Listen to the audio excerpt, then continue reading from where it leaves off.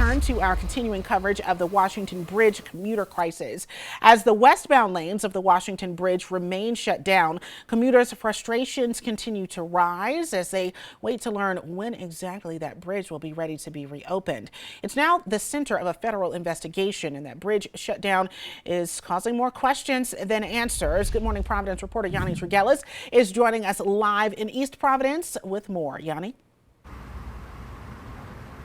Yeah, good morning, Cara. Well, East Providence's Mayor Bob DeSilva says that they're trying to do what they can to make things a little bit easier for residents here in East Providence. Yesterday, they actually shut down some of the side roads to try to alleviate some of the traffic that they've been dealing with on those side and back roads that residents have been really complaining a lot about, seeing backups up to almost a mile in their neighborhoods. Now we're over 50 days into the Washington Bridge shutdown, and again, these delays and congestion still on the center of all of the residents' minds over here on the East Bay.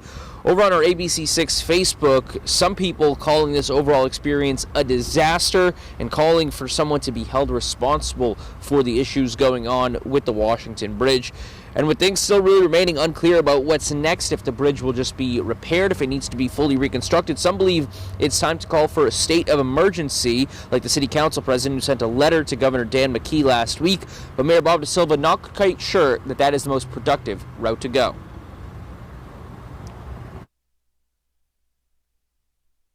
I think declaring a state of emergency, if there's no additional resources or no benefit to us as a community or to the state, if nothing comes with that, then the declaration is just a declaration.